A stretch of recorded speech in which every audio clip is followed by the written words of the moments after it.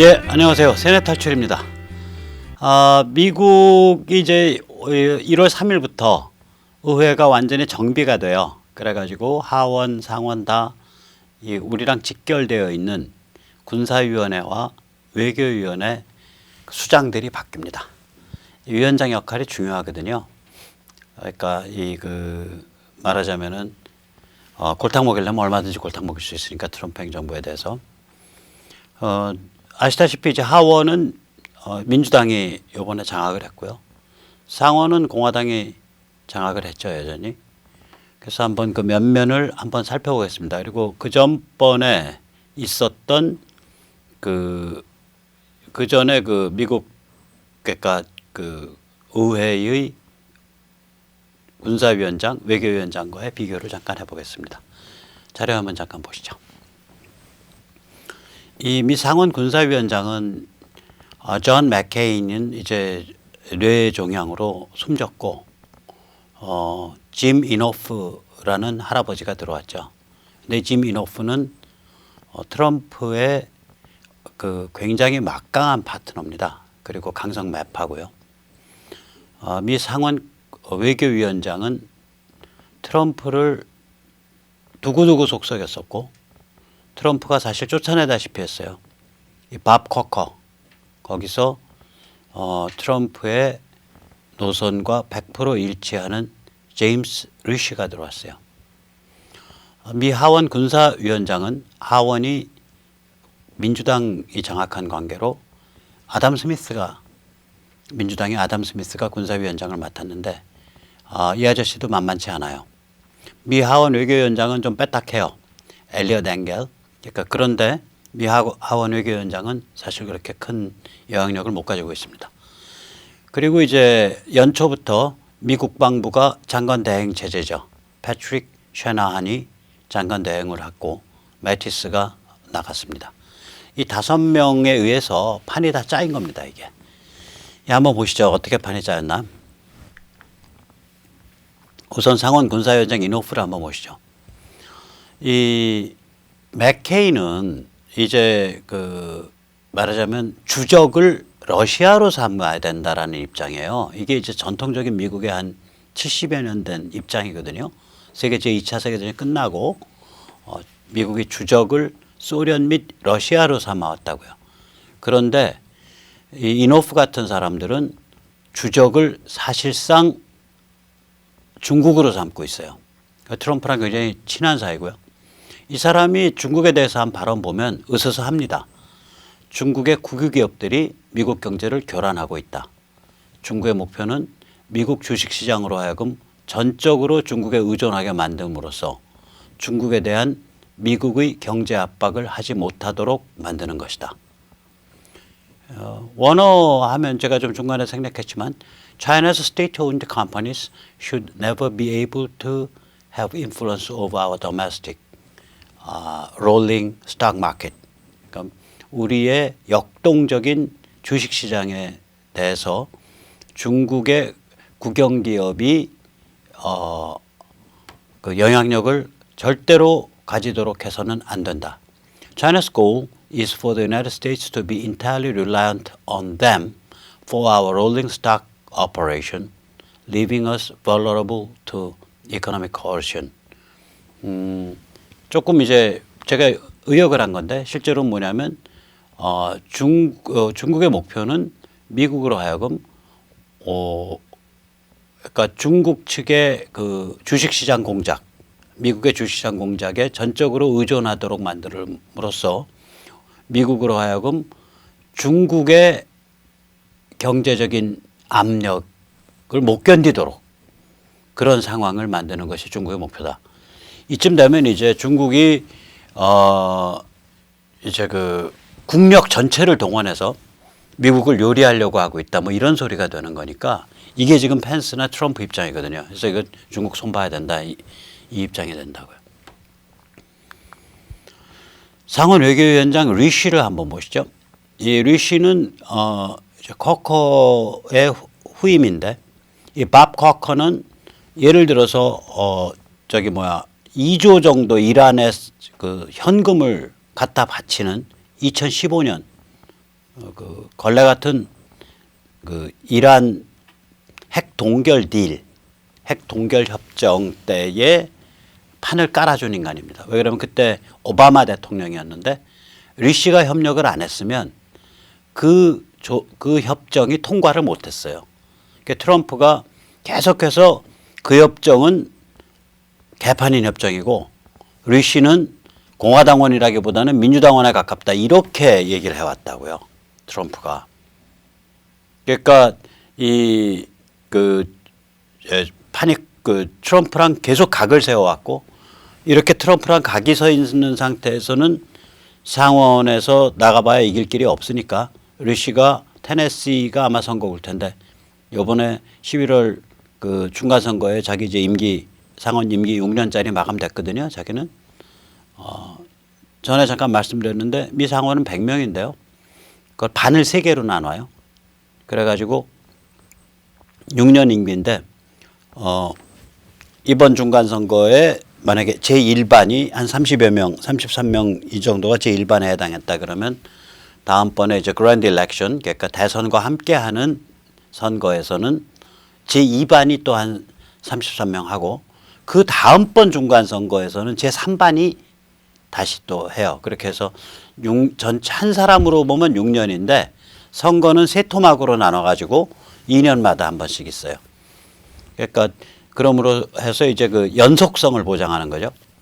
근데 아무튼 간에 이 코커가 그런 그러니까 거의 배신자라고 이제 트럼프 행정부에서는 비난을 해왔기 때문에 코커가 그만두고 이제 그 리시가 들어왔죠.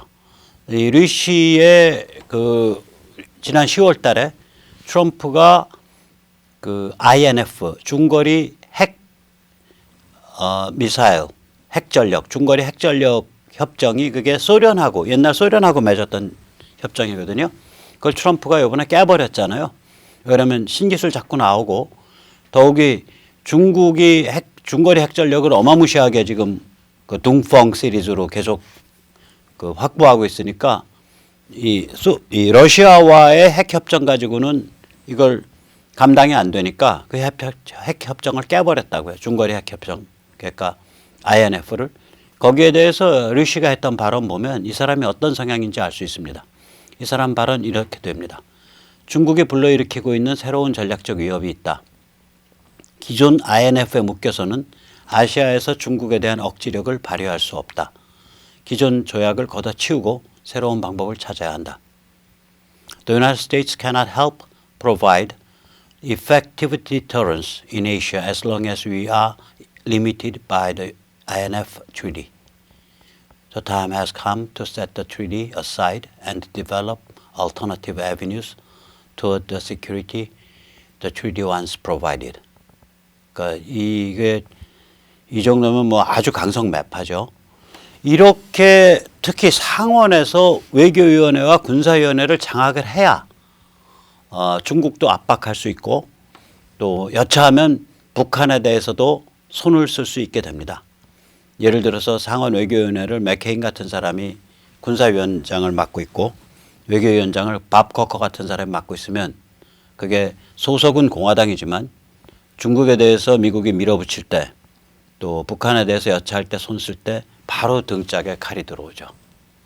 그러니까 특히 이번에 상원 군사위원장과 외교위원장이 대중 강경파 또 군사력 사용을 겁내지 않는 그런 사람들이 맡게 됐다는 게 굉장히 중요합니다.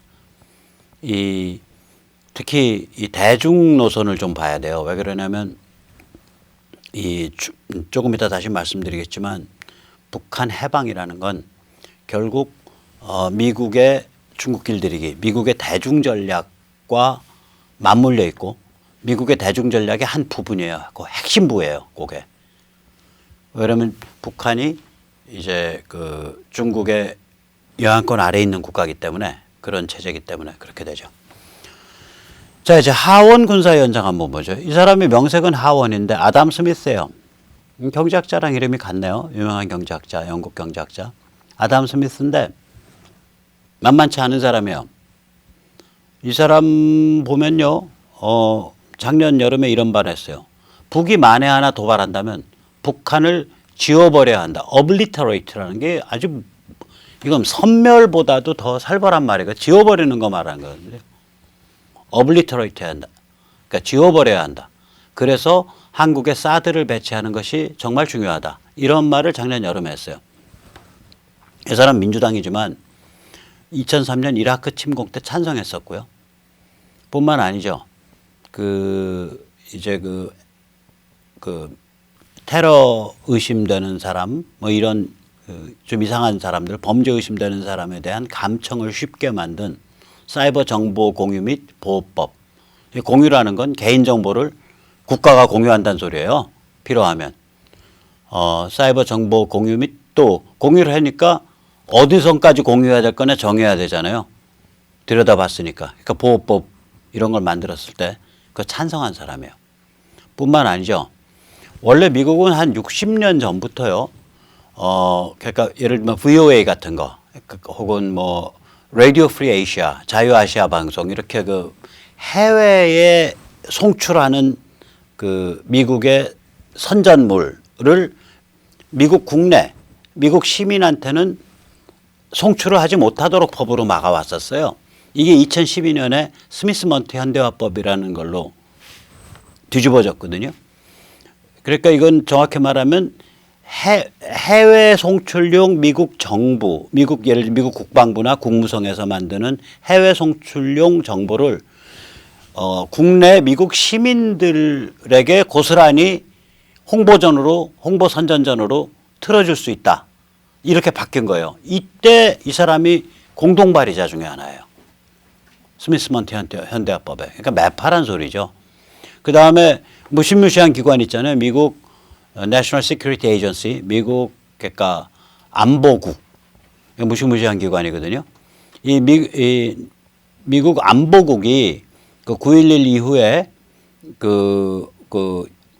이제 쭉 이런 쪽으로 이제 보안이 강화되면서 혐의가 없고 영장이 없는 미국인의 경우에도 이 감청 말고요.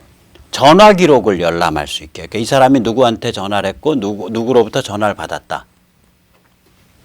그것도 사실 영장 대상이잖아요. 근데 혐의도 없고 영장도 없으니까 아무나 다 전화 기록은 미국 안보국이라면 NSA라면 전화 기록은 아무나 다 까볼 수 있다. 이러한 법률에 이 사람이 찬성한 사람이에요. 그러니까 하원 군사위원장인데 그러니까 말하자면 이 사람 상당히 센 사람이죠. 상당히 센 사람이에요. 그 다음에 이제 하원 외교위원장은 뭐 제 입맛엔 좀 안 맞아요. 많이 안 맞는데 이 자리는 좀 별로예요. 영향력이 없어요. 하원 외교위원장은 에드로이스라고 그러니까 이번 중간선거 전까지는 공화당이 했죠.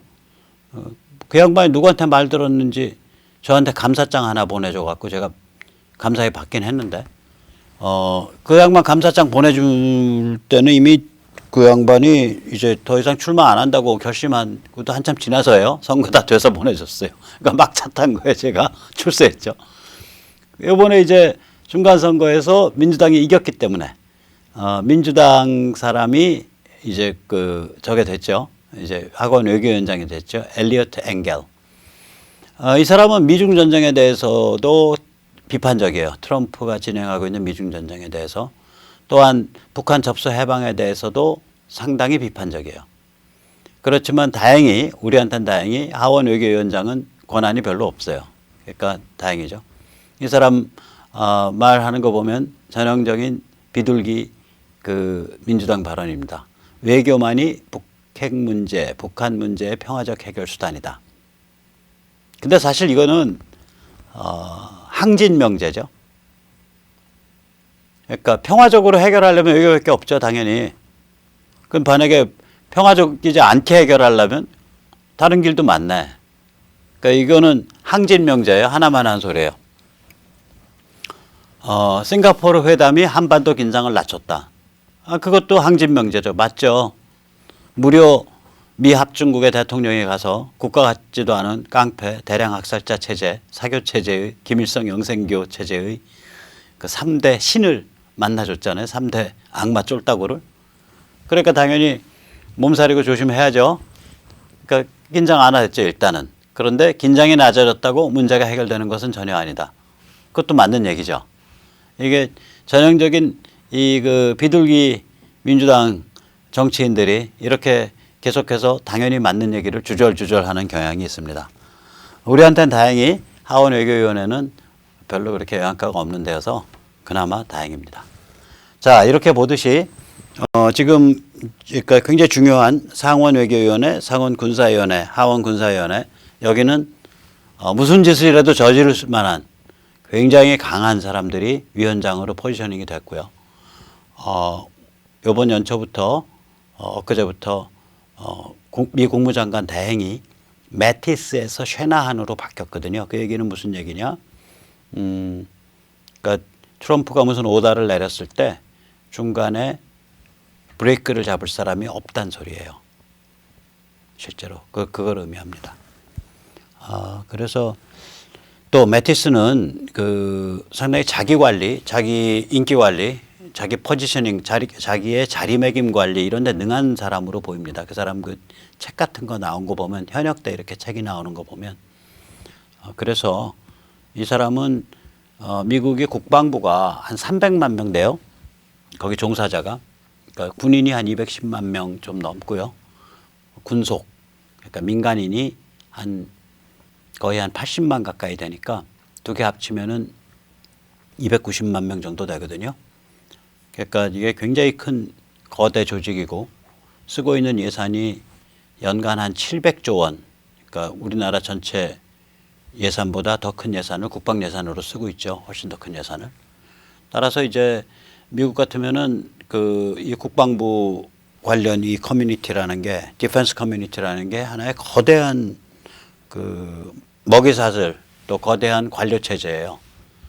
지금 트럼프가 미국의 국방 전략을 주적을 소련, 러시아로 삼던 걸 중국으로 이동시키고 있고 그 다음에 우주군, 스페이스 포스라 그래가지고 6번째 군, 그러니까 육군, 해군, 공군, 해병대, 해안경비대, 그 다음에 해안경비군, 그 다음에 우주군, 6번째 군을 2020년까지 창설할 걸 목표로 삼고 있는데 이게 무슨 뜻이냐면 전체 군사 조직을 리스트럭처링 한다는 뜻이에요. 우주군 같으면은 기존에 여기저기 육군의 어디, 뭐 공군의 어디, 해군의 어디 이렇게 한 61개 조직에 서브 조직에 나눠져 있던 그런 업무를 하나로 통합하는 그런 일이어서 이제 이러한 구조조정에 아마 매티스가 상당히 협조를 안 했던 걸로 보여요. 우주군 구조조정, 그러니까 미군 구조조정도 협조 안 하고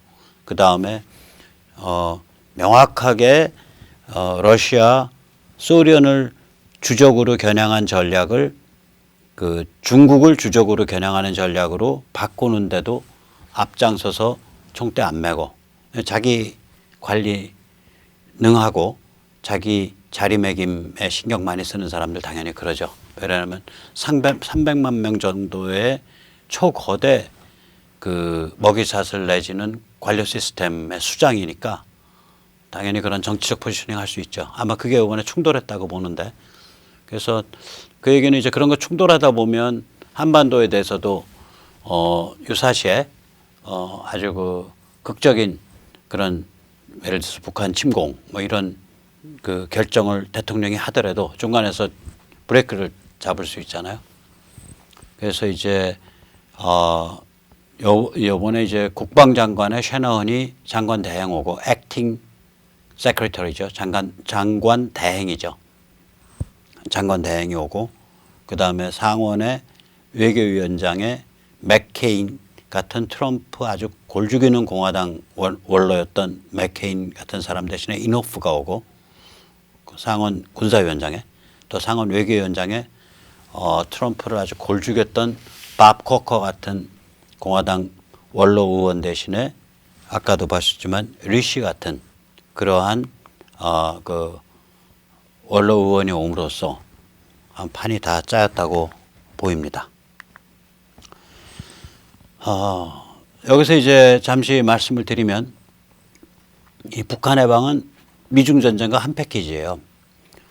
제가 이 세뇌 탈출해서 기회 있을 때마다 말씀드리지만 북한 해방이라고 제가 얘기할 때는 그게 내부 급변 사태 혹은 미국에 의한 생짜배기 침공 둘 중에 뭐가 계기가 될지 몰라도 아무튼 간에 미군에 의한 북한 접수, 미군에 의한 평정, 그 다음에 미국이 주도하는 TA, 즉 Transitional Administration, 임시행정기구 이렇게 쭉 나가는 코스거든요. 그럼 이제 임시행정기구 단계 한 3년, 5년 하면서 최소한의 자치 능력을 획득하면 그럼 이제 북한 주민에 의해서 자유민주 노스코리아, 자유민주 NK가 건국되겠죠. 거기까지가 이제 북한 해방이고 자유민주 NK가 건국된 다음에 남과 북의 두 개 자유민주 코리아 사이에 국민들이 눈이 서로 맞으면 아마도 워낙 둘이 격차가 나서 처음에는 하나의 국가, 연방으로 가기 어렵지만 처음에는 아마 자유민주 코리아 국가연합, 그러니까 Free Korea Confederation 가겠죠. 그러니까 1체제 2국가죠. 하나의 체제 2국가 1국가연합, 하나의 체제 두 개의 국가 하나의 국가연합. 지금 이제 문재인 정부나 이제 이 햇볕론자들의 문제점은 뭐냐면 세계 최악의 대량학살 김일성 영생교와 대한민국을 동급의 국가로 올려놓고 이 둘 사이에 말하자면 낮은 단계 연방이니 높은 단계 연방이니 그 운운하는 게 웃기는 소리 아니에요. 국가연합도 아니고. 국가연합은 느슨한 거예요. EU같이. 연방은 하나의 국가라고요. 이거 말이 안 되는 소리죠. 이거 큰일 날 소리들 하는 사람들이죠. 아예 쌈밥 말아서 김일성 미라 입 벌리고서 집어넣어 주는 거죠. 대한민국으로. 대한민국을 김일성 미라 입 벌려서 그냥 쌈밥 말아서 집어넣는 거예요. 말이 안 되는 소리죠. 이게 어떻게 같아요. 다르죠. 체제가 같아야 그 다음에 국가연합을 하던 무슨 연방을 하던 그러죠. 체제가 같아야. 체제가 다른데. 아니 국가 비즈니스가 미국 달러 위조 지폐 찍고 마약 밀수출하고 외국인 납치하고 이런 게 국가 비즈니스인 그런 흉악한 그 김일성 영생교하고 대한민국이 어떻게 같다고 놓고서 둘이 무슨 평화공존이니. 이제 평화공존도 넘어서서 이번에 문재인 신년사 보니까 가관이더라고요. 남과 북의 되돌이킬 수 없는 평화. 그래서 그것도 욕 바가지로 먹었어요. 왜 그래 우리말로 되돌이킬 수 없는 그러면은 이게 부정적인 경우에 쓰이는 그 관용구거든요. 그러니까 되돌이킬 수 없는 비극이 벌어졌다. 되돌이킬 수 없는 뭐 변화가 일어났다. 이게 부정적인 문맥에서 쓰이는데 이걸 이제 되돌이킬 수 없는 평화라고. 세상에 김일성 영생교랑 되돌이킬 수 없는 평화에서 뭐 하려고요. 상대방은 하시라도 판 뒤집어 갖고 우리 작살내려고 하는 애들인데. 말이 안 되죠.